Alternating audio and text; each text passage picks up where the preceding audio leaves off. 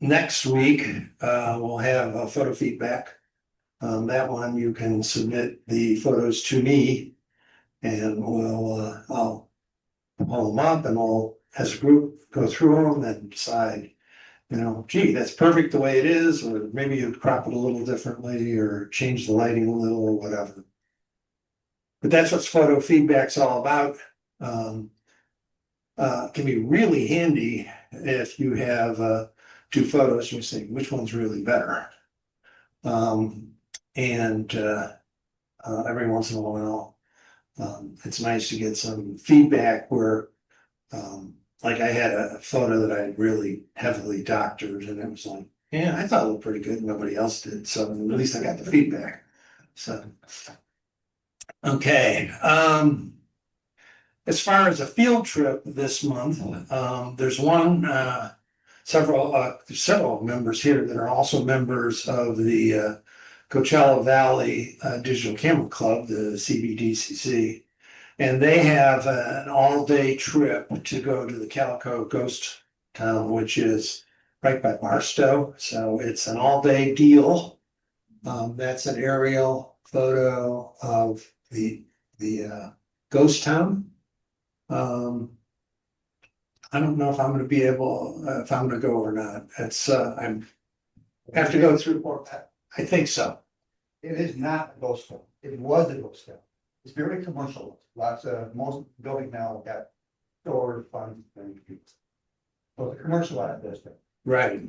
Yeah, the buildings are still in use. You're right. Yeah. And there's a mine there, and a little itty bitty train, and there's some other stuff you can do. It's 5 hours of driving, and the big thing is, I think I've been there maybe 4 or 5 years ago, and I'm gonna look through my old photos. And I already got a bunch. I probably won't go, but if you want to go, let me know, and I'll make sure you get all the info, and I will send out the contact information for people from the other camera club. And then on the 15th, we're going to do a model shoot here. So today's subject, portrait photography, you get to use it and practice it on the 15th. Last year, on the next two email blasts, there'll be a thing in there about the shoot and inviting anybody in the this lives here to come by and get their portrait taken. And I understand we've already got a few people that said they're interested. So last year we had one person show up and it was a lot of fun. And you'll get to use all the stuff that we're talking about today. So Patrick, did they get the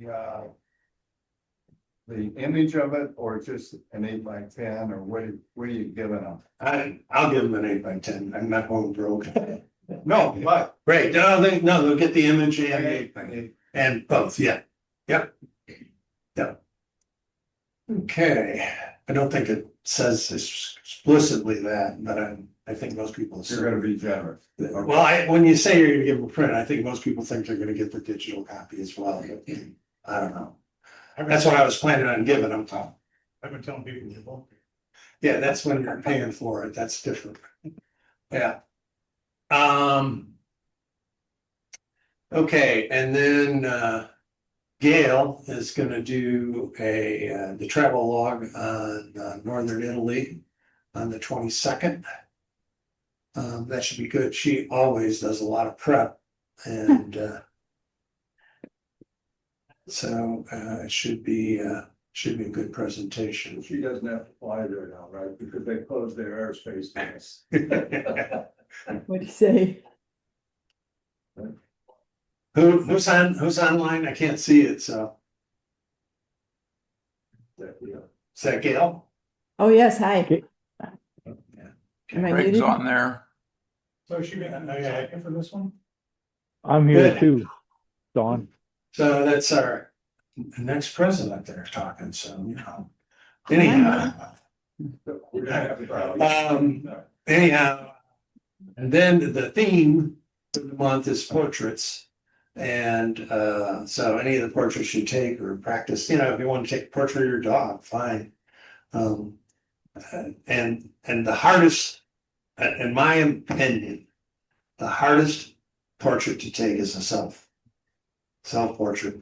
You're too busy worrying about the camera and everything else going on, and then you gotta kind of get relaxed. And I've got a couple that I've over the years gotten decent photo, but it's hard to get a good self-portrait. That's really tough. You put your camera on a tripod with the delay and went back, or what did you do? That's the toughest way to do it. A better way than that is cable release, and then those can be 15 or 20 feet long, and so you can just sit there and press it. The way I do it is with the electronic controls that almost all the new cameras have.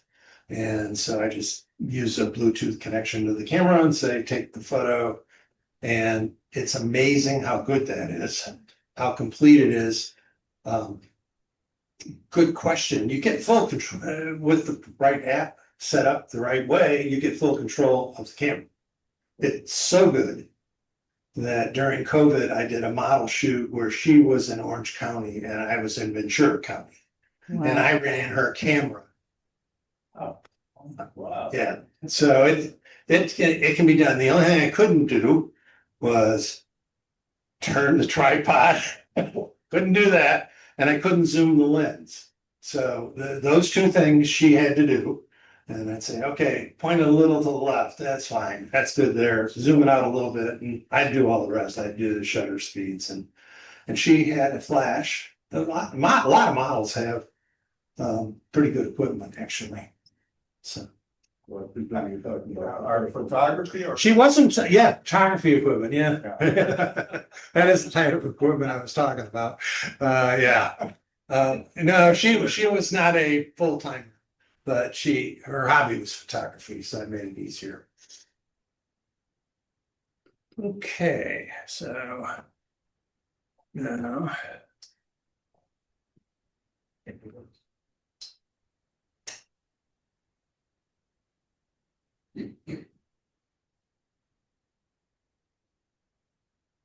Okay. Hopefully, I used parts of one I did a year or two ago. And so some of this can be repeat, some of it's brand new. So, but for most people in here, I would classify, nowadays, I would classify myself as primarily a landscape photographer. Earlier, 10 years ago, I was primarily a portrait photographer, so I have the equipment and a lot of experience doing it, but you think differently when you're shooting portrait versus shooting trees and maybe animals in the wild.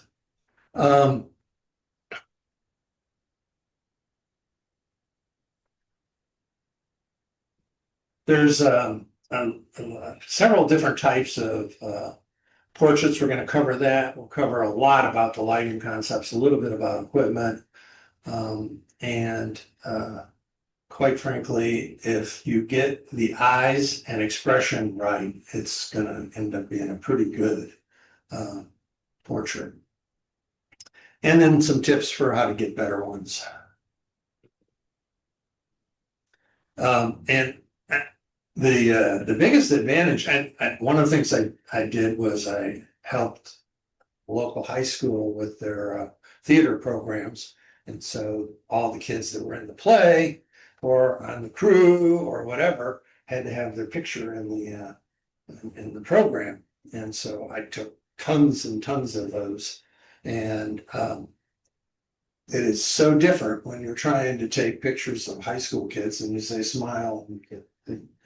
By high school, they're usually not quite that bad, but if you get younger kids, 5-year-olds, they see a camera like that, it's unreal. And then with landscape photography, God gives you the lighting, and you time it based on God's lighting. And with portrait photography, it's up to you. You can be doing it outside and using God's lighting, or you can use your own. It's fun to do both. I always liked doing my own. I like the control. Probably the two things that people talk about a lot is portraits versus selfies. And when you start to compare the two, I mean, selfies are pretty much spontaneous photos. I would essentially a snapshot, where portraits are usually pretty well planned out. You get your equipment set up, you decide on the angles you're going to use, if there's any ratios of lighting, if you're going to set those up. You have full technical control in portrait settings, or at least that's the objective, versus selfies tend to be quick, hold it up here and go click. And you'd never think, well, I never do with a selfie anyhow. I don't think about capturing personality, emotion, a storyline, those kinds of things where, you know, the three kids and mom and dad, that's a different one. It's like, okay, I just took one of those yesterday, with the dog in the front. And then there's a perspective, which is not usually very for a selfie because your arm is only so long. Usually, the way most people do it, you don't get a lot of changes in perspective, and you don't get tons of artistic expression, and those kinds of things. If you want to break portraits down, you have headshots, which tend to be shoulders and up, and then the self-portraits. Many famous painters did great self-portraits. Of course, the advantage any painter has is they can make it look exactly like they wanted to. Whether it looks like you is a different issue. Then there's 1/2 and 3/4 length, like Shrek up there. That was kind of a fun one. Because they have so much makeup, I actually have all the shots as he was being made up, and that's a neat storyline. But that's a 1/2 or 3/4 length, and then you have full length and family photos, and you can take advantage of the scenery nearby. Even outdoors, it's common to use lighting that had a flash in it. The sun was, if you look at the rocks to the left, you can see the sun was behind him. And so that they didn't go dark, I had 2 flashes out there that I adjusted to the level I wanted. You catch the wave in the background, and that was near Pepperdine, and they really liked that photo, so they were happy with it anyhow. But we had it all planned, and we had to meet in a certain time, and the lighting was exactly the way we wanted, and so yeah, it takes a little bit of luck too, sometimes, particularly with outdoor. What kind of equipment do you need? And Pat? the answer is, yeah. Pat, did you get something on a screen there? Yeah, we're not seeing anything. We're not seeing anything. We're not seeing the screen. Oh my goodness. Hold on a second. Okay. We see you. The good news is I can. All right. Where's? I thought you were just going to be the self-portrait today. Yeah. Okay. Sorry. Mute. There you go. Okay. Now are you guys seeing a slide No, that says equipment? now we are. Yeah. Okay. Good. Yes. Yeah, could Okay. be enlarged. It's not the first time I've done that, so. Next time, speak up. Okay.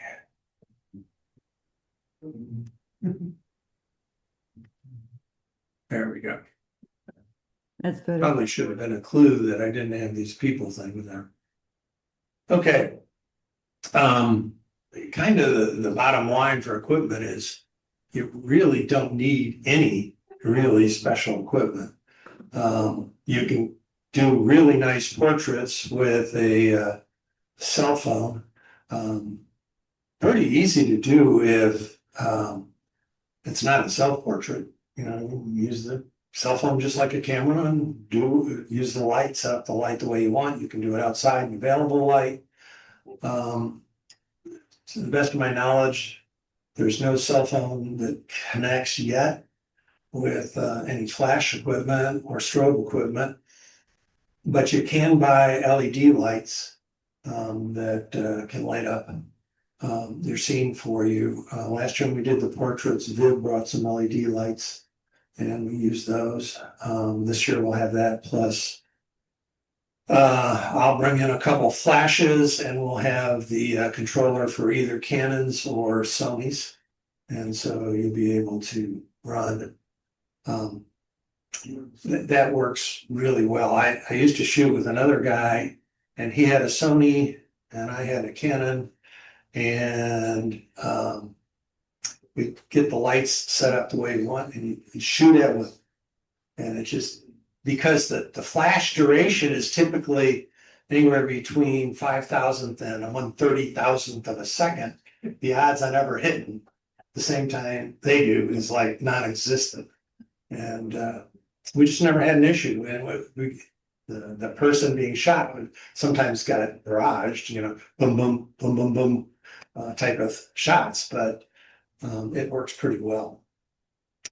Most portraits that are fairly serious, why isn't this decking in? I thought it would. I don't know why it's not. There it goes. Okay. ILC or mirrorless or DSLR. Those two have been kind of renamed to ILC, interchangeable lens camera. And you can do great photography with that of any kind, including portrait. And the majority of professional portrait photographers use 35mm, though there's a fair number that use the larger format, either Hasselblad or there's some there's other brands out there that can do it, and there's even one or two still holdouts using film because it has a totally different feel when you print it out. Lens isn't really all that important. You can use virtually almost any one you want. It's all about how far are you away. 35mm or wider, it tends to distort the picture a little bit unless you're a fair distance away, then it's fine. 50mm lens is fine, but most people that do much photography, portrait photography, tend to shoot between 85 and 120. If I look at my portraits, the vast majority are nearly right on 100. Because I use a 7200 when I'm shooting that mostly.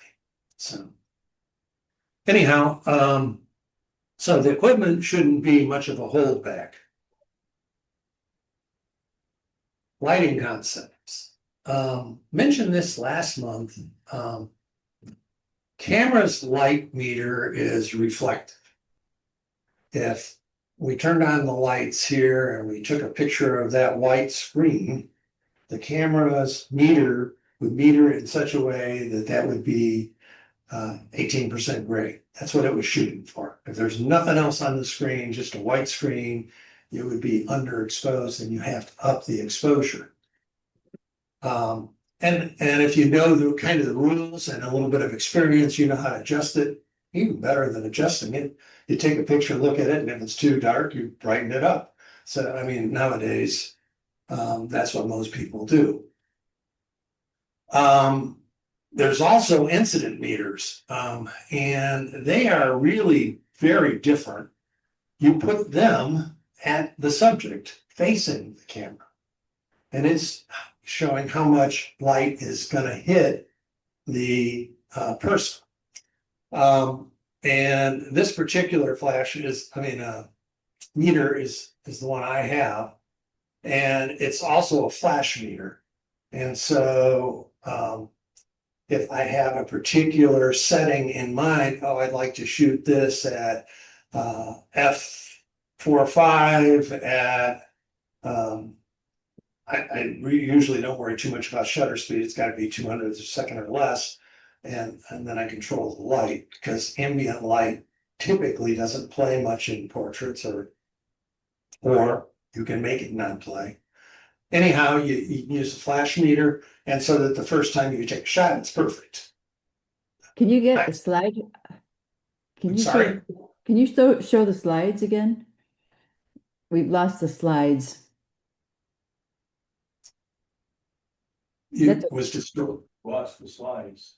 I can see You mine. did? I Can can you? see them. I can see mine too. Oh, it's me. I've lost my slides. I see Patrick really well. I'm sorry. Okay. So you're not seeing the slides? Yeah, it must be some button or something. All I see is you talking. Oh, I see the slides completely. There It you says go. lighting concepts. Yeah. Yeah, I have page 5. I have Patrick really clearly. Let's see. You have this one? Yeah, I do. You need Uh, to know, What? she's got her gallery full size. Oh, okay. Did you hear that? You got What'd your he say? galleries full size. Oh, I have to go full size? No, you've got your gallery full size. The people part. Well, I You did. got it. Make them small. It's covering everything. The people Probably. are the people are in a row up at the top. Patrick is large in the middle. I don't want to waste time. I can listen to you. It's okay. Or maybe I'll come over to the Okay. clubhouse. Well, you'll get the. Yeah, I you get wanna look, you can look at the slides when you get it later, so. Okay, you'll have the slides to go with it. Anyhow, incident meters are really nice. It just makes setting up faster and more professional. It just, when you walk out and you just set the lights up and you say, oh, I want this one to be a 2-to-1 ratio over the other light so that I know this side of the face. And then you can, a lot of people, particularly if they're a model, they know which side of their face is better. And so you light the good side more than the bad side and that kind of stuff. But the incident light meter allows you on the first time to get everything right on. And in spite of that, I always adjust it anyhow.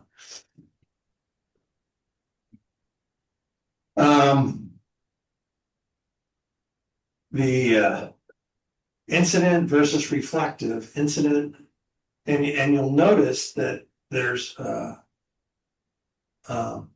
when they're shot at the same, what have I got there? The camera suggested f8 and the incident light meter said it should be f5.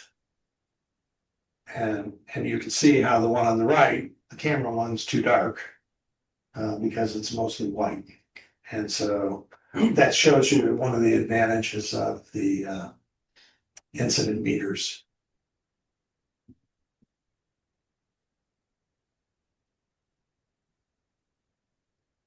There's a couple of things to think about on lighting.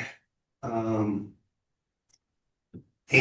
whether it's a light or a reflector it can be just as good as a light if you've got the right source bouncing off the reflector. But the bigger the light source in relationship to the subject, the softer the light. So on the top one, the flash, it's just got the little flash head. And look at the shadow by the nose. And then the same setup where I used a modifier and now it's a 2.5 foot circle that's, twice as big as the person's head, and notice the shadow from the nose. It's almost gone. So the bigger the source, the softer the lighting. The sun, while the sun really is really huge, but compared to us taking the picture, it's a dot. And so it's always very sharp shadows, and oftentimes the best time when you're outside to take portraits is on a cloudy day. It softens the light a lot, turns the whole sky into a light source for you. Like a couple days. Yeah, yeah. Yeah, yesterday I did get a family photo, and it was nice because we didn't have to deal with any of those really strong shadows. So, Would you be able to take that top photo and get rid of most of the shadow in the Lightroom plastic? probably. Most of it, not all of it. We'll show something at the end where I would used to say, boy, you had to be really skilled. I'm not so sure about that anymore. And you'll see what I'm talking about on like the second to last slide. Yeah, you can modify them. I always feel that your objective is to get them straight out of camera, which is abbreviated SOOC, straight out of camera. Okay, and that's one of the objectives. And I know there have been many times, well, hopefully not too many times, when I had a really underexposed photo. And I got in Lightroom and I said, you know what if I play with this thing? And I got it. It was actually not that bad a photo, but you could be in almost dark and fix them to the extent that it would have been so much better if I'd have just fixed it when I shot it. But, you know, I think one of them was one of those accidental trips that I fixed one time. The other thing, and this is one that just kind of doesn't seem intuitive to me. The closer the light source is to the subject, the softer the light. Okay, so the one on the left, the light source is very close to the head, and the one on the right, it's been pulled further back. All the rest of the exposure has been set up the same way. And you can see, look at the shadow, how different it is. Yeah, it's real soft on the left, and it's it's real sharp on the right. So those are two really key concepts, and the reason you'll see in studios why they're using umbrellas and other modifiers to get a big light source. I have more stuff than I need, and just like every other photographer has probably bought a few things that you bought. Oh, I really need that. And then you don't use it. I think I have a 7-foot umbrella. And I have used it twice, not as a light source thing, but to shadow people. When we were shooting outside to block the sun. So I'm holding one hand is to block the sun so they're not toast. And I'm using the other hand taking the photo. Anyhow. There's, two basic types of light, continuous like sunlight and LED light or tungsten light, fluorescent light. By the way, the club owns 2 fluorescent light lighting umbrellas. They have 3 circular fluorescents in each one. You can turn it at 1, 2, or 3, so you have some control this brightness. And you have 2 of them, and so you can adjust your lighting by how far away you go and how many of the lights you turn on, and so you have some fair amount of freedom with that. But it's important to know that if you need it, we have it, and you can borrow and use it. So Patrick, is that stored over at the Montecito? Yes, it is. Cause I think there's even more stuff over there than that.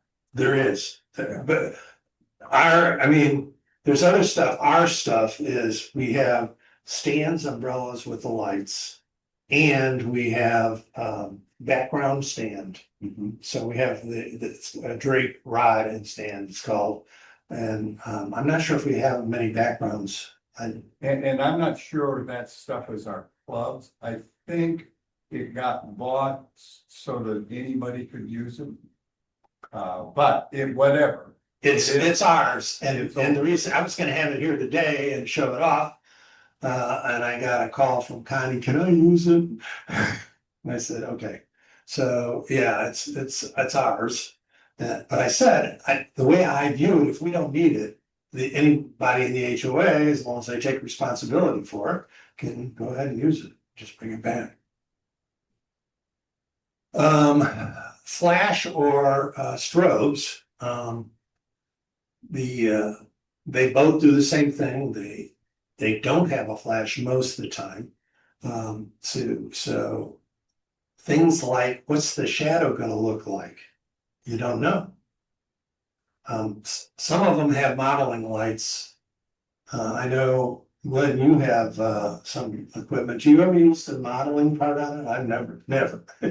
That's the answer I hear from everybody who does this. They say, yeah, the flash will do a modeling thing where you can sort of see where your shadows are gonna be. It will, but it won't be at the right brightness, and so it's, other than where's the shadow gonna go, that's not very useful. Whereas with continuous, you know what you're getting. That's the light you're getting.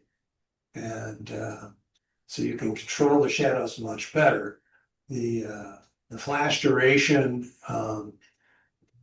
when you're shooting portrait with strobes and flashes, it's rare you see anybody do anything other than handheld. Because at a 20,000th of a second, it could probably be falling to the ground, your camera, and it would still freeze the subject. So you're not gonna get camera shake when you're using strobes and flashes. You can overcome the sun outdoors. That's an interesting concept, and you'll see one in a second. I'll show an example of it. And with LED lights, one of the things that's kind of nice is you can dial in, many of them, you can dial in the quote temperature, whether you want it warm or cold, whether you want 5,400 or 3,200 or 2,700 or something like that. So it has that one big advantage, though you can use I'm dropping the word, clear acetates that are colored acetates and in front of your flash and control any color you want. So that's not a problem. It's just much easier to go over to the thing and turn the knob and say, I want 5,400. Now you're daylight light. If for some reason you want a high shutter speed, that's a problem with flash. And I'm going to talk more about that on the next slide. With continuous lighting, there's really no issue about shutter speed. You can use any shutter speed you want. So that's a big advantage for continuous. And if you don't do this much, it's much easier to do continuous. If you do flash a lot, you kind of walk up to the scene and you say, oh yeah, I know what this looks like. And you have an idea what's going to be set at before you even put anything down. You take the first shot and it'll be either too dark or you make one adjustment and probably really close then, and you do one more and you're on. So it's not that big a deal anymore. But if you don't do it hardly at all and it's new to you, continuous is a much easier way to go.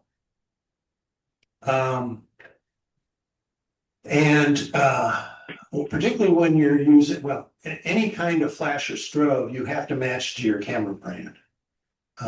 It's a Sony sends different signals to the flash than a Canon. which sends different ones than a Nikon. And Gail's got a Hasselblad, and that does the same as the Nikon. And so some of them use the same as, but basically there's the, what does yours use, Glenn? Does it have its own? Sorry, I'm watching the animals go. Okay. With Flash, does Pentax have its own standard, or does it use the same standards like Nikon? EP to the ER. Which is the same as the EP to the ER and so on. Okay. Okay. The nice thing about continuous is camera brand doesn't matter at all. Sync speed. So the way your camera works is when you're using a flash, first thing is if you try to go full electronic shutter, you can't use a flash. The newest Sony A1 that's got a continuous readout, you supposedly can, but it was the first one. And so all the rest of them, they don't have the way a shutter works, and the way even an electronic shutter works is the same. It kind of works its way in a path down the shutter, down the sensor.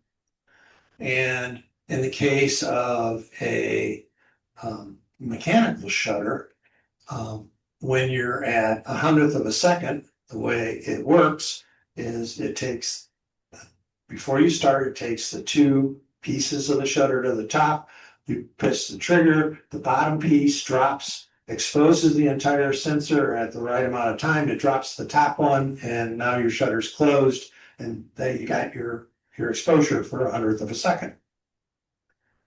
1000th of a second. The way it works is you start, get ready, and it puts both of them at the top. You press the shutter, release, and the bottom one starts to move. And just after it started moving, the top one starts moving, and they go down the sensor as they slit. So if you tried to do a flash, you'd only have a bar of light.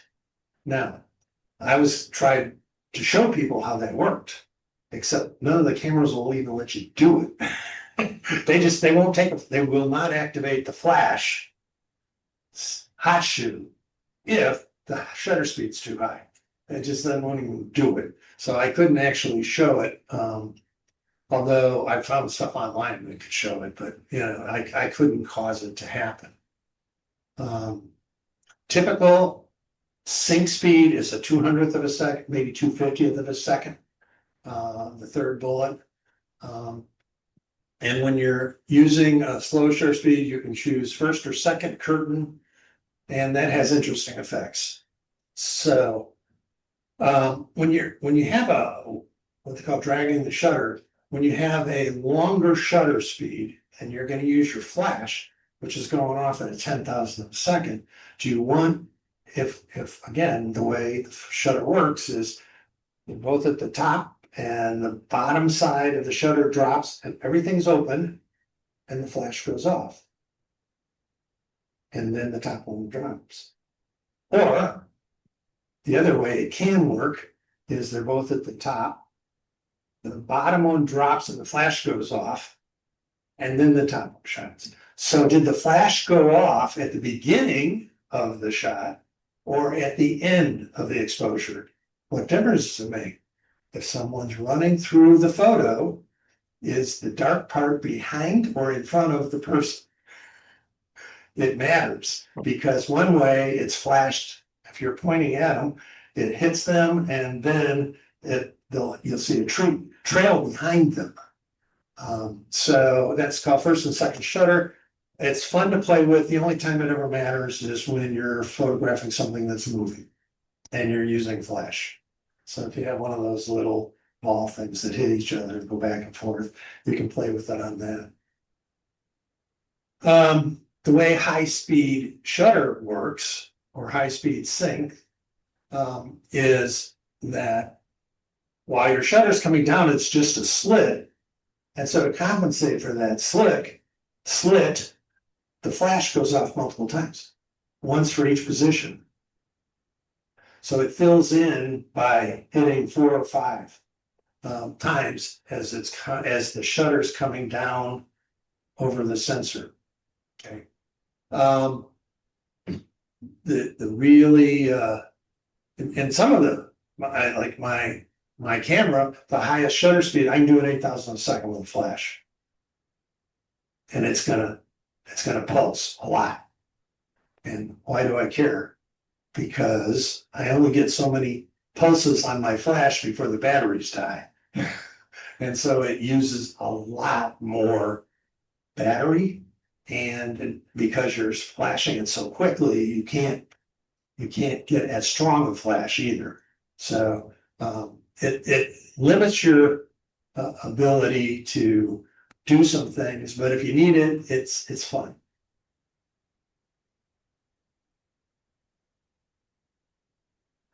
Okay, so same setup, nothing moved. All I did was change the lighting. So the one on the right is what's referred to as overpowering the sun. The normal exposure with no flash was f10 at a 200th of a second. Okay, and I don't remember what the ISO was.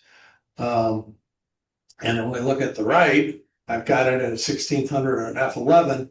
So I've got 2, 4, 8, 5, 6, 8, 11. 4 f-stops of less light coming in on the right, and I'm popping a full power flash on it.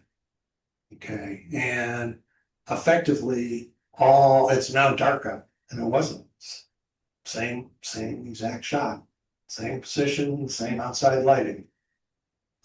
So that's what they refer to as overpowering the flash. And so when you're using flash, your ambient is for the rest. The shutter speed is for your ambient light, not the flashlight. So you pick how much light you want coming in from just available light, and then you use flash to light more something closer. So in the first and the second one, I was under some kind of roof, and the little itty bitty bunny was a little dark because it's in the shadow. But when I put the flash on it, it was nicely lit, and the background's nicely lit. Kind of like the way you would like a sunset picture with people in front of the sunset. You want to get a good picture of the sunset, that's your ambient light, and you set your shutter speed and f-stop for that, and then you use a flash to fill the people in. Okay, does that make sense? It's ISO 100. Okay, oh, it's up in the corner. Yeah. Yeah. Okay.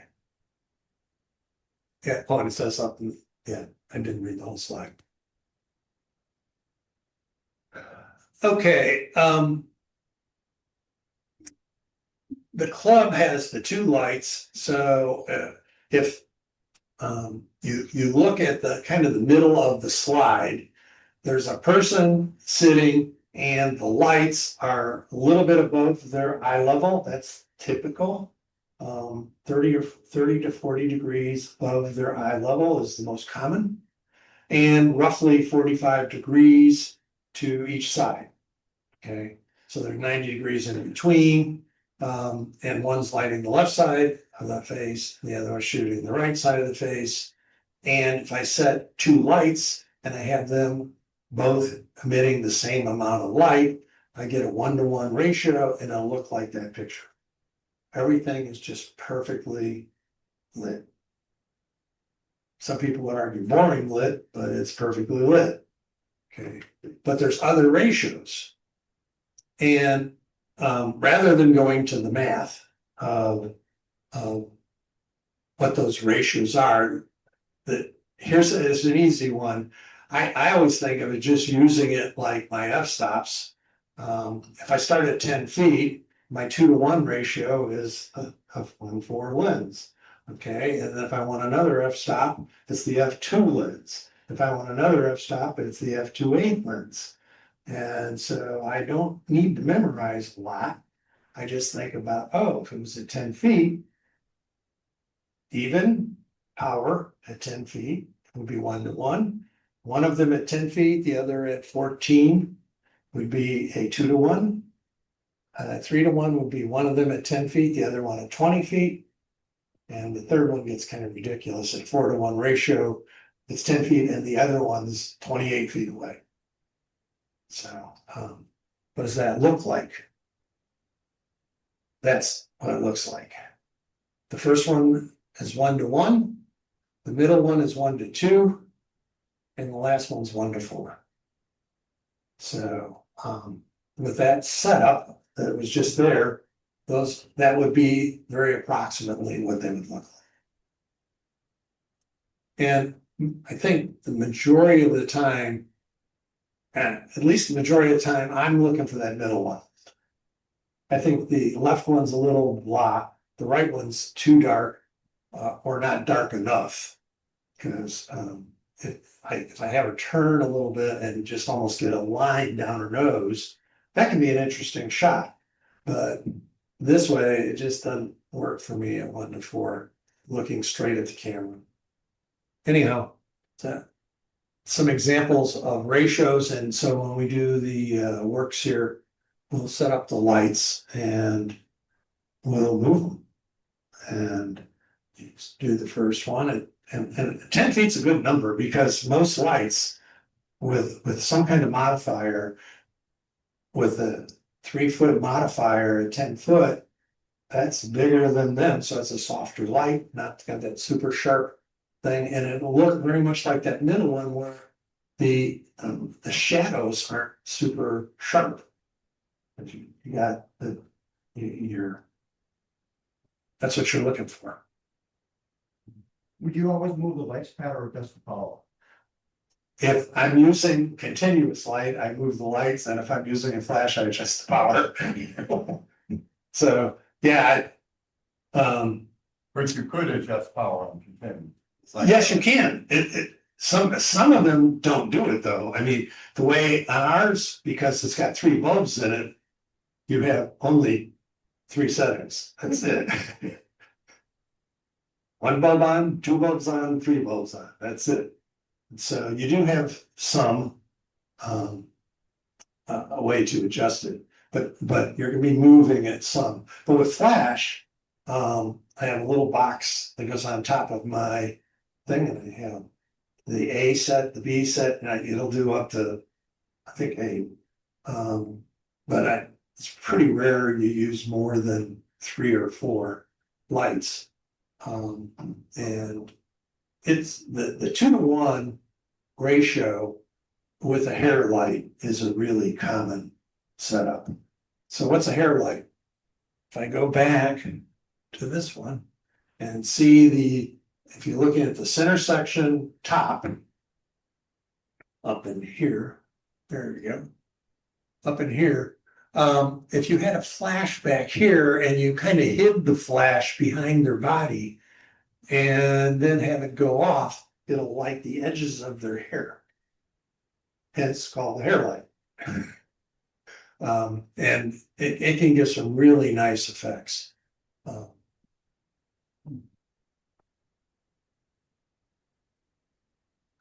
So lighting equipment. Unless you're really serious, you're not going to look at the strobes. Strobes, I don't know. It's one of those things in photography. How much money do you want to spend? You can spend $1,000 or $2,000 on a light, on a light. That's actually true for some of the continuous lights. Some of the continuous light, a big continuous light is expensive. So that's the kind that you see every once in a while when you see them doing a TV show. They got a LED light that's 3 feet by 4 feet that's lighting everything up. It's nice and big, so everything's nice and soft. And it's only 8 feet away from the people, so everything's nice and soft. But those lights are ridiculously expensive. So for most people, if you want to control your lighting, you're most likely going to use a flash. And when I started doing it, I have a Canon, and so I bought some Canon flashes.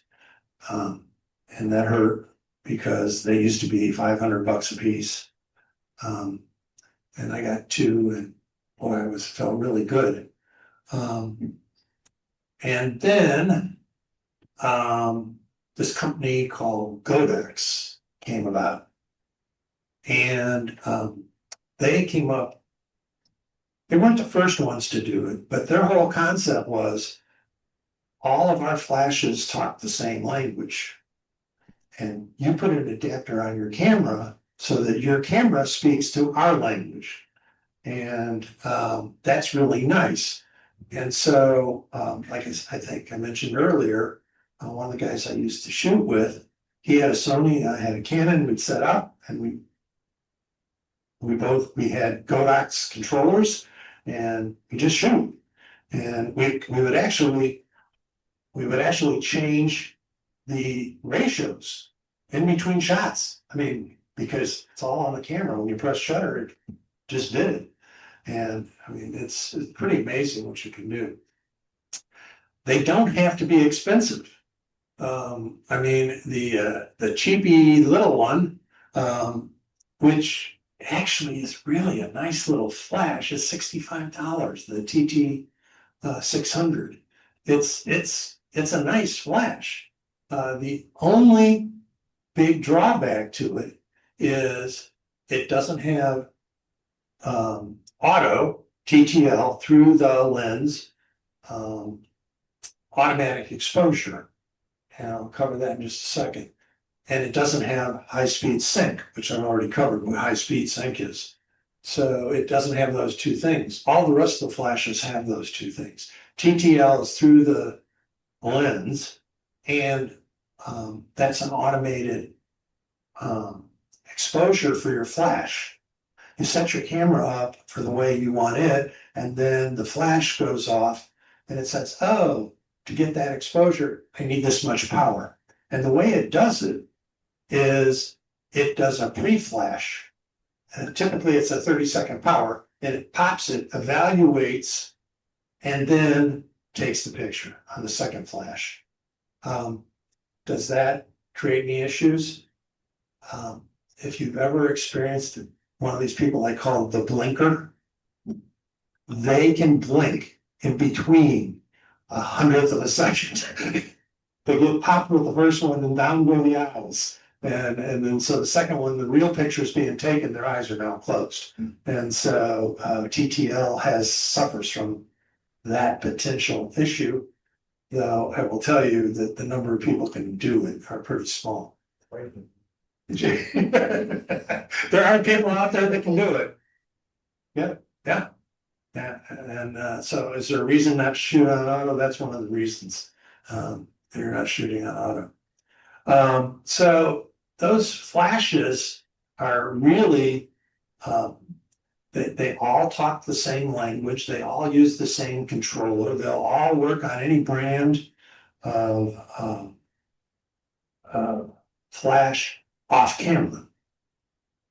So why do you care that Godox sells a Canon flash? Well, that's for on camera.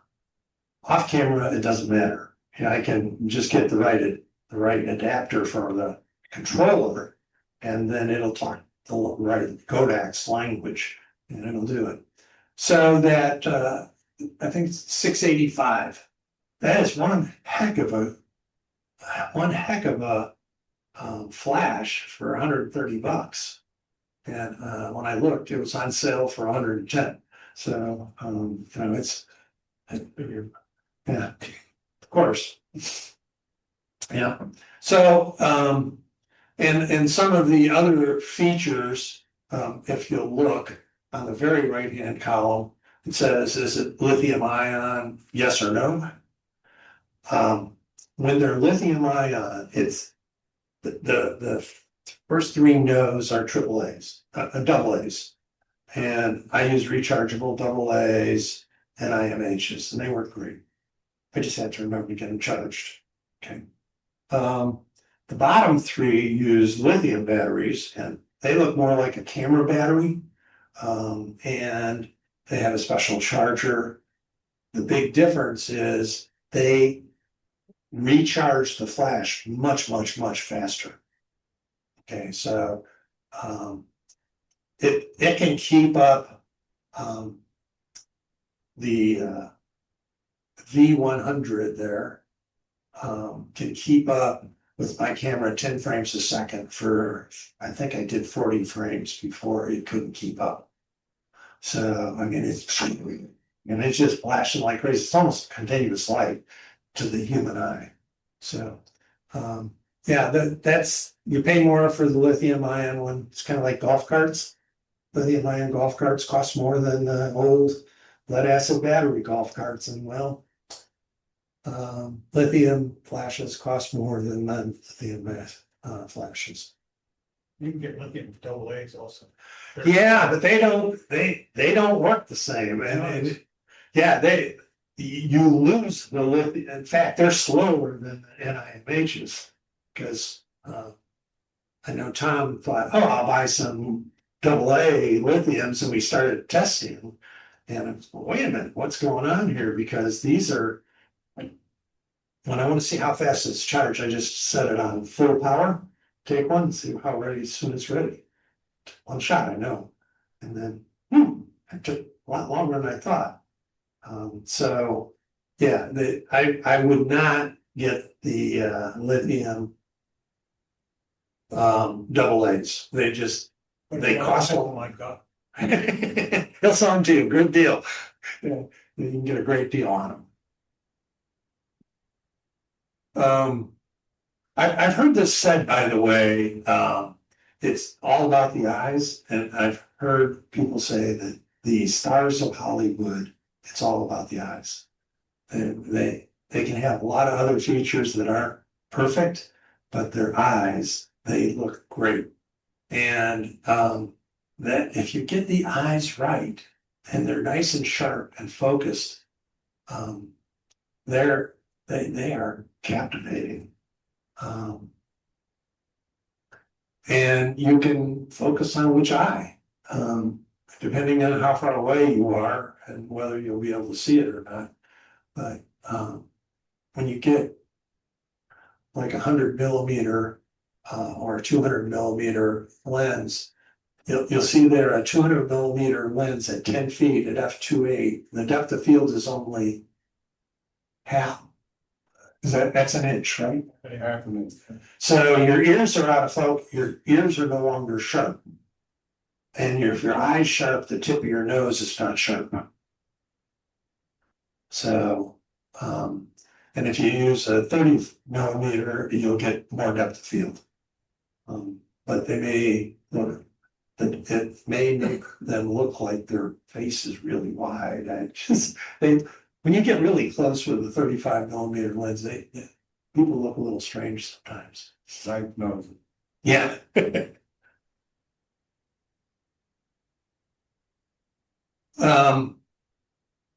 I took a wedding photography course where we shot a lot of models and stuff and take couples, things like that. And I were to tell you the single thing I learned was the biggest difference in my photography was the first one. Slow down. You don't need to go click, click, click, click. You know, just take your time, take click. They're going to stay there. They're not going anywhere. And particularly with models, they will move. And that is really nice because now you have a different pose and then they'll move again. And they move like every 10 seconds or so. They just move. They're constantly moving. That's my granddaughter, by the way. Who used to like to pose, but she doesn't anymore. Anyhow, beware of the lighting of the environment. So this does have a flash in it, but it was just enough to take out some of the stuff, shadows underneath the eyes. I didn't want her to look like a raccoon. So there was a flash in there. On this screen, it looks a little too warm to me. She looks a little bit orange. I don't, on my screen, it doesn't look that way. So, anyhow, think about your dynamics, your camera lens, what f-stop and lens you want to use, what's your depth of field, and how you want the background to play. If I had wanted, and I didn't, I liked that truck, I thought it was kind of cool. I could have put more flash on her and made the background much darker. I really worked at it, it might have been made it look like it was, near dark. But that wasn't my objective. And one of the things that really helps is talking with the person you're shooting. Just have a nice experience with them and share your photos. Most studio portrait photographers have a monitor right there. They'll take a picture of it. They can get to see what they got. Oh yeah. Talk about doing straight out of camera. If you're not doing straight out of camera, you lose your business right there. So they say, oh, that was pretty bad. And yeah. Cropping guidelines. There's, certain places that you should and shouldn't crop to. And the green lines are the places that are what they call the preferred crops. And the red lines are the not approved, or you should try to avoid them. But you'll notice that there's an awful lot of photos where the person's top of their head's cut off. And that's not really not that bad. I mean, it's nice you didn't get it in. Then again, there's times when their hair's all messed up and blown and you go, well, maybe taking the top of their head off is the best way to fix it. So, yeah. And then, one of the nice things about shooting in RAW as opposed to shooting in JPEG, in JPEG, the color temperature is set into the exposure and you can't really change it later. You can play games with it, but it's non-linear versus if you're shooting in RAW, 5400, and if I go to 2700, I've got tungsten type lighting, very yellow lighting. So those are some of the exposures. Don't forget about black and white. They can be a lot of fun.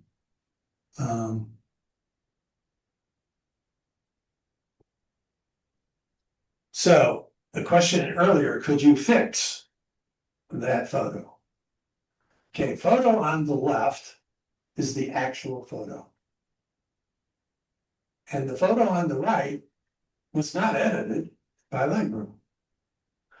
It was edited by that prompt at the bottom. I said, AI, would you please take this photo, keep all the heads in the same position, the man in the plaid shirt, change the eyes to look to this straight into the camera while keeping the happy expression and remove glare from the sign. And it did. Now, how many times did I have to type that prompt to get it the way I wanted it? The answer is a lot. But probably a lot faster than it would have been if I'd actually tried to edit that. So, yeah, the one that I couldn't have edited was getting the guy in the plaid shirt looking into the camera. That one just fixed it. And it made them all nice and happy. And yeah. So yeah, it's changing everything. Whatever it could change it. And editing is so different. I've been playing with it for the last week just to see how far you can go. And this is a pretty good example of how far you can go. That's within Lightroom, by the way. You start in Lightroom, and I'm going to show a demo in a minute. There's some additional resources. if you want to get into portraits, there's a beginner's guide to classic portraits. And if you go to YouTube and later, you can pull all this stuff off. But Lindsay Adler is a very good New York-based fashion photographer. David Hobby is referred to as the strobist. He is the guy to go to for flashes and strobes. Jerry Johannes was a wedding photographer. He was the guy I took the wedding course from. Peter Hurley's a headshot specialist, used to be an actor. And Susan Bryce is an educator, and all of them will give you tips on how to become a better photographer. And that's the end of this presentation. Someone want to throw some light on in here? So we don't need any more. Okay, I'm going to do a stop share here for a second. Did it ever come back for you, Gail? Now it's gone, but did you ever get the slides? She's muted. She's frozen. Or you're very, very still. Okay. She's frozen. Yeah, that'll be. It's not. Okay.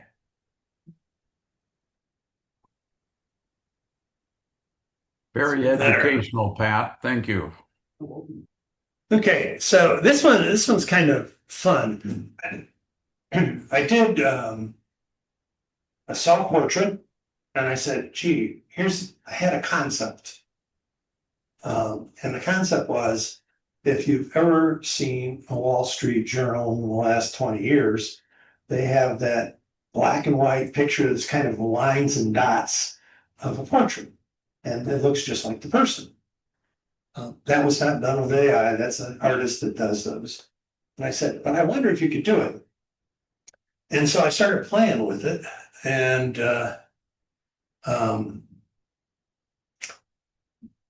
because we're on Zoom, let me just get this thing started here.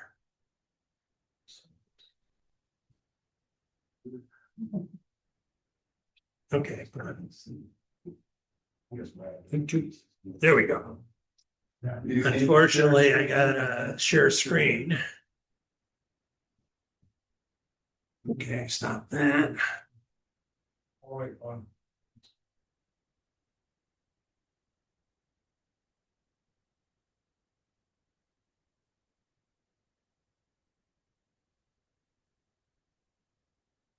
Okay.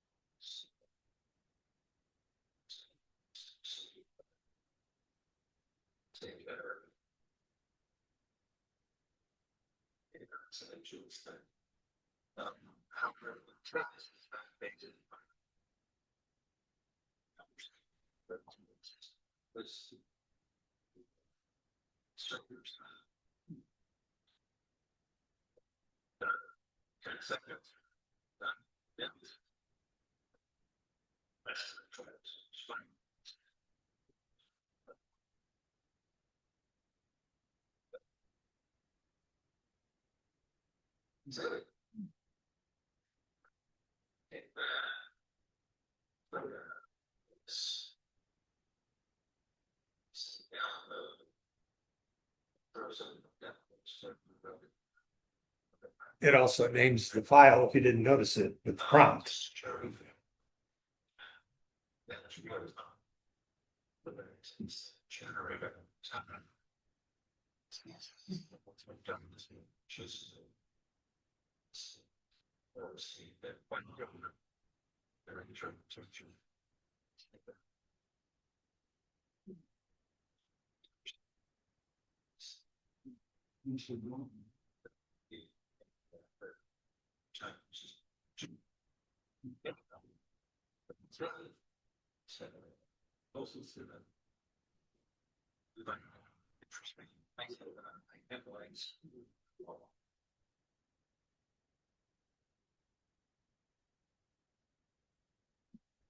Okay. So.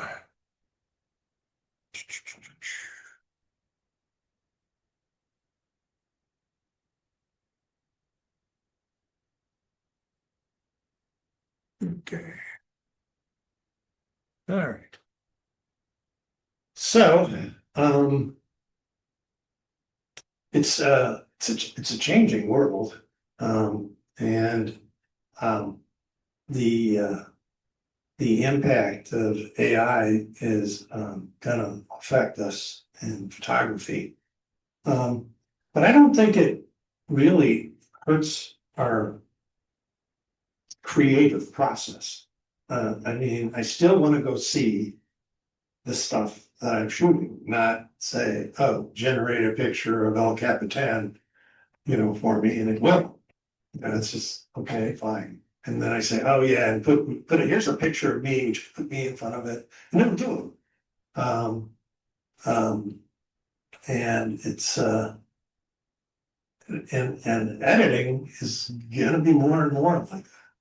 If it's there's rings, the eyes are too dark, which is lighten the eyes. And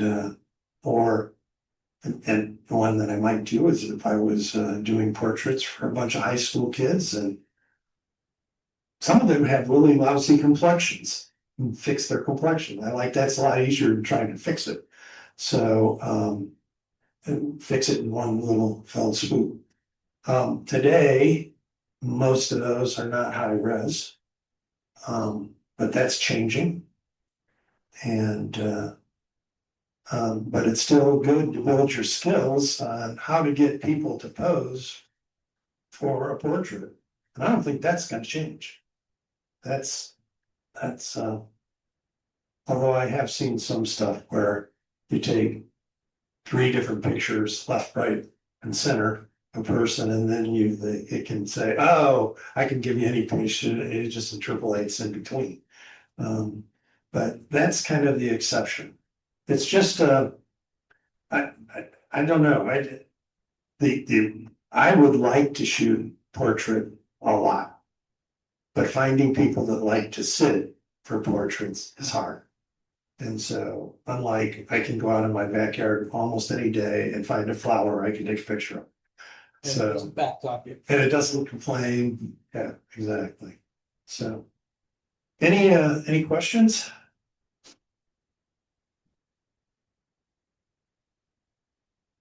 Okay. So then, let's see. I want to start this. And let's make it big. And then let's go to the camera club. There it is. Okay, now I have to make it smaller for a second so that I can share my screen. Thank you.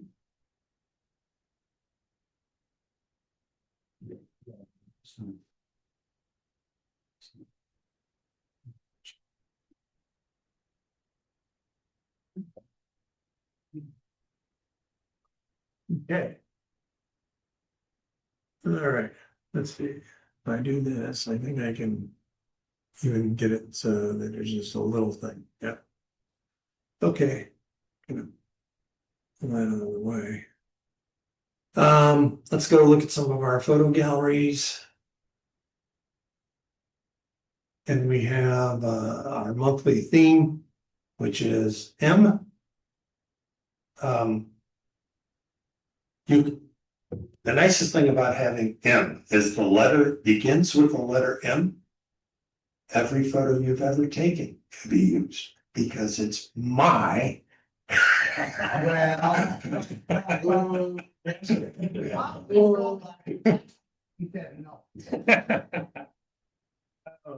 Okay, I just couldn't resist that. I didn't do that. Mine are all true M's. Okay. All right. Mine too. Okay. Who's this? Me, Oh, Tom. Okay. mine. Mine. Motocross. Got it. Name on hold next time. No, I hear you. That would be nice. Yeah. That's a really nice shot. I mean, I don't know how much you pumped up the flag. Didn't touch it. Really? Oh, got lucky. Yeah, it looks like it was pumped a little, but not a lot, because these guys, well, they're on the shadow side and this is translucent, so yeah, I guess that's fine. It's a nice shot to get all three of them in it, and it got some interesting shadows playing. That's yours too? Yeah. And where was that? That was at Living Desert. It's the new paddles monkeys. That's the, see, that's the dad. They've got 4 new monkeys.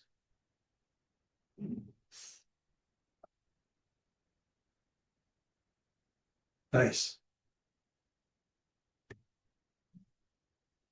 Still yours? Yep, Mustang. Yeah, entry number 34. Okay. Red Mustang. Oh, okay. Red is Mustang. Yeah, red, that's hard. Mama Mustang. Yeah, it's a muscle Mustang. Yeah, muscle car. Yeah, there we go.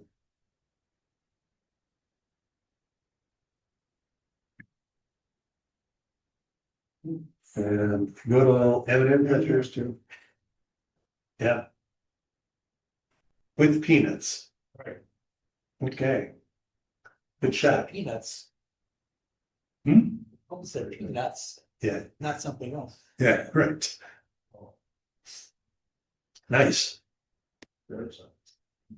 And this one's what, Neil? Morning is broken. Morning. Yeah, good morning. Nice. Neil likes to go shoot a Joshua tree when the sun breaks that thing, and I don't know if this was before, but you had to get up really early to get there. I'm not that much of a morning person generally. That's when we get to good light. Oh yeah, it's great light. Yeah, but there's also great light at dark. Yeah. Yeah, nice black and white. This magnificent mound of rocks. Chipaway. Yeah, I was gonna say rocks, that's kind of hard. Mound rocks. My point. So I knew someone was gonna do the mine. So. It's a point, is that a pencil? Oh, yucca plant. Okay. Who's this is? Yeah, I wonder. Yeah, Mono Lake, hopefully, I've been talking with Don and Paskowitz, and we might do a 395 fall trip. Be fun. What time are you talking? September, October? October. So the snowbirds won't generally be here unless they make a special effort. But that's when, I mean, this is one of the places I can shoot a lot. I mean, I just enjoy it. It's a fun place to go. And, you start pulling the fall colors at the end of September and they go to like the middle of October and then that's pretty much it. So, and you control how much color you see by your elevation. Mexico, this was kind of fun. And continuous and just picked them in different spots. And it looked like, you know, little action. Human lemmings. Yep.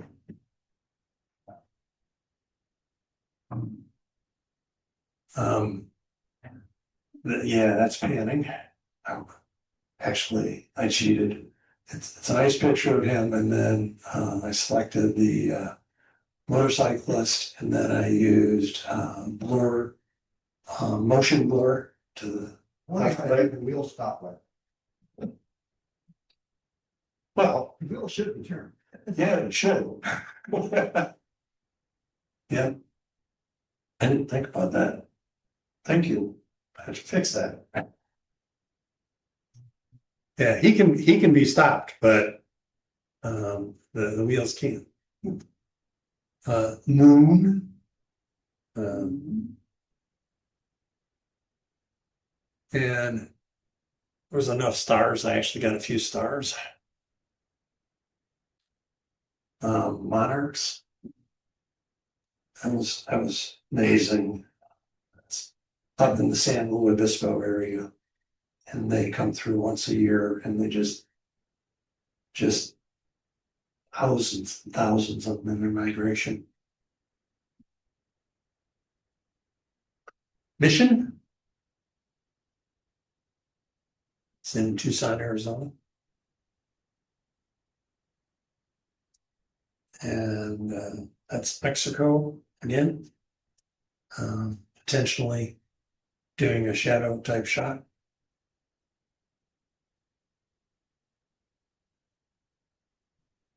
This is me. So Magnificent view. yeah, miss some you. Marshmallow. Marshmallows. Or M. And Stephen, is this yours? Yeah. Did you like it that yellow? That's pretty yellow. Get it down when I thought it was a sun. I went in. Looks a little bit like Sheila, so.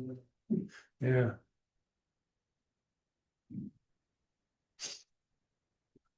And I'm not sure about that one, that one seemed a little bright, you like that. Over, so I didn't, Yeah. I didn't really do anything, but again, kind of down the light and stuff.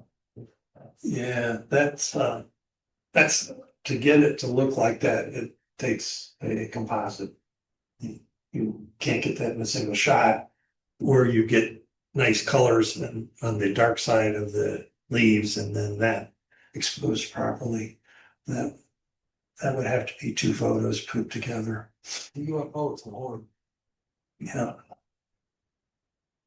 Ooh, that's pretty. Banff, right? Just below Lake Louise. Valley of the Penn Beach, Yeah, Monument Valley, obviously. yeah.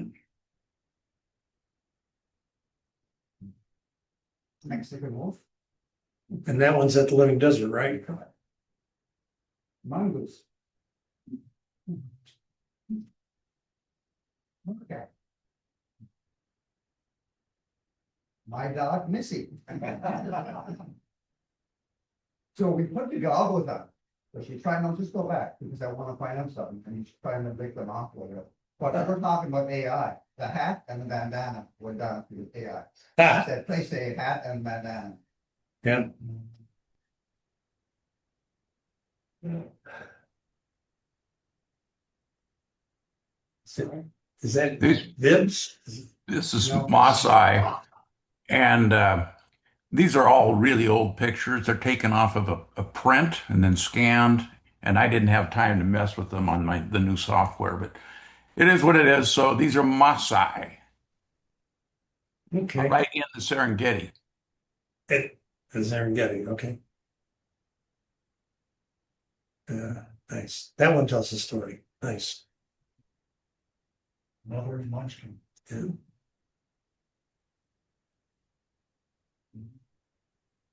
Nice. Yeah, and I don't know. I'm a sucker for portraits, and if they tell a story, you got the eyes perfect, and it's definitely telling a story. I won the championship at the Yakima County Fair. God, I don't know how many years ago with that picture. Yeah, yeah, I can understand that. Wow. Left. Kind of gets you in the gut. Yeah, That's a monkey from in Nepal, Kathmandu. yeah, and it does show. I mean, in portraits, getting the eyes are everything, and this has got the eyes. And I was talking about what f-stop you were at. I don't know, but it was a pretty wide open shot. And you can see that the chin is pretty out of focus. It's just too Yeah. far forward. And the back of the head here and the ears. So it's a shallow depth of field, which to this photo, I think adds a lot. That was taken with a pretty damn long lens. I don't remember what it was at the time, but it was way over 200, I know. Handheld.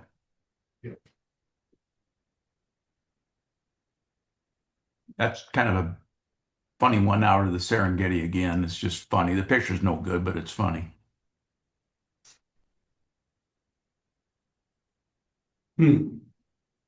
There's an expression. That's grandma and grandson in the same village.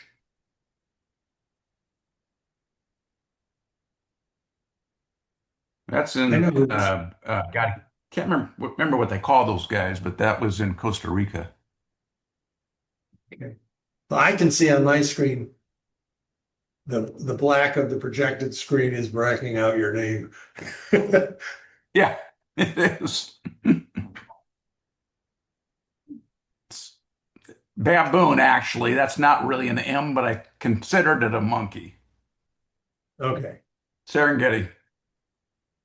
that's it. There's no more. Okay. So, and then, No fields were submitted and no open photos were submitted this month. okay. So, hopefully, we'll get some, portraits in. Some people will be brave and take some self-portraits. You don't have to cut off your ear to have the, good photo. But, it's like I said, if you come on the 15th, we'll take turns shooting whoever shows up. And you'll get some practice doing that, and then you can. Nice thing about self-portraits is you got lots of time to do it. Nobody's pushing you. And I just find it so hard because I get so focused on oh yeah, I gotta be click, and you always click at the wrong time, it seems. So anyhow, anybody else have, I'm gonna stop sharing. Okay. Is the V2 ice them? Yeah, I can't, it's on Yes. mute, so, yeah. Oh, and you I did submitted. Yeah, I know you submitted them to me. You're supposed to Yeah, I submit know. them. I can see if I can find them.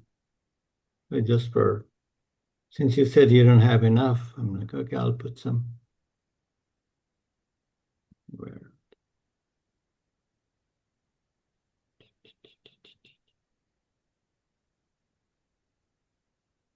You submit them online, go to the club website and submit your Yeah. photos.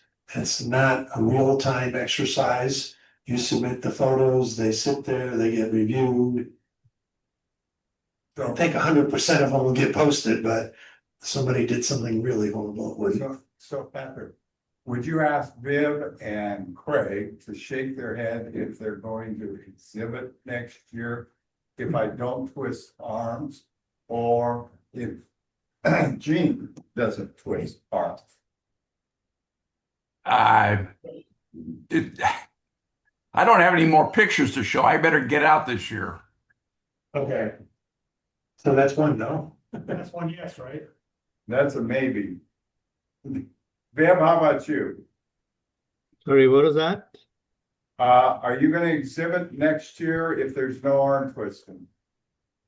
And if we join with the art club? Yeah, if we're going to the art, I mean, it's fun. And, So that means you'll probably do it? yeah, Okay. The biggest issue if we combine with the club is having enough displays. That'll be the big issue.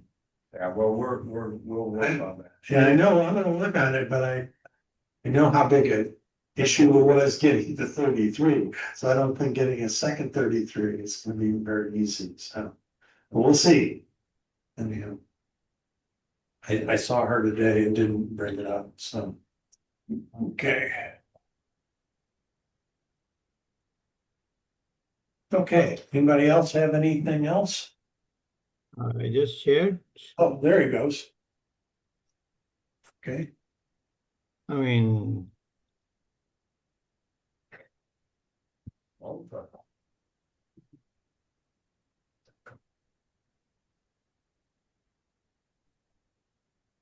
this was in Vegas. This guy was riding this bike. I'm like, can I take a picture of that? And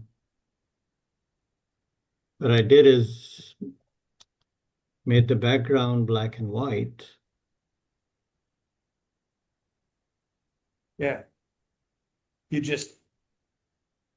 I mean. Microphone just died. No that. Hopefully there's a mic on the computer as well, so. So you want to talk about the quick process to do that? I mean, somebody in Yeah, here I asked. just selected the object, the subject, and then did the background, the black and white, made that black and white. I think that's what I did, or I'm not sure if I actually did a cutout of it. I'm not sure exactly what I did. It was a little while ago. So this is another one. Black and white, or we can call it monochrome. A lot of motion of the water. No comments?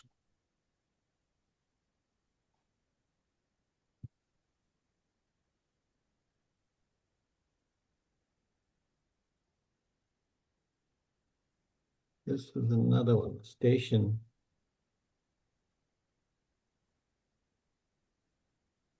Monochrome for the M.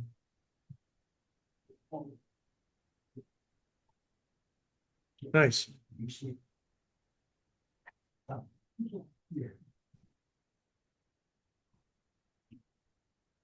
That it? That's it. Okay. Anybody else have anything they want to cover?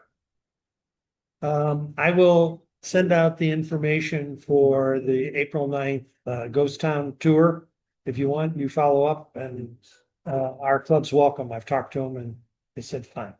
When we did the El Centro Blue Angels, some of the guys from Sun City Palm Desert came, and it was really fun to just have some some people around that you don't talk to every time and get a little different view of things. So that's really good. And we have several people here that are members of that club. Wade's one, I'm one, Phil's one. Tom, did you rejoin or not? Resident or the? Coachella Valley, those are Coachella Valley. They're gonna handle the number of models. You're gonna make up a list as they come in. You want a phone number that they contact? Yeah, they'll sign it, yeah. But I'm not Are worried they about it. supposed to contact the club if they want to? No, all they have to do is show up. I'm not. When you have the pictures, worst case is everybody will sign in.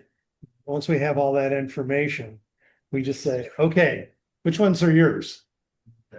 That works. So I have a question. Yeah. Yeah, if somebody wants to bring a dog and or a cat or something and have a picture taken with their animal, yes or no? I think that I'd like to say yes. I think it has to do with how many people show up. If a lot of people show up, we won't have time, because what will have to happen is we have to go outside for that shot. And that's fine, but if you're trying to do inside and outside, that's pretty tough. Yeah, but if they wanted to just inside and see what they got, they could. Yeah. Okay. Okay, I have to take a bio break. I'm right at my limit. Okay, good job.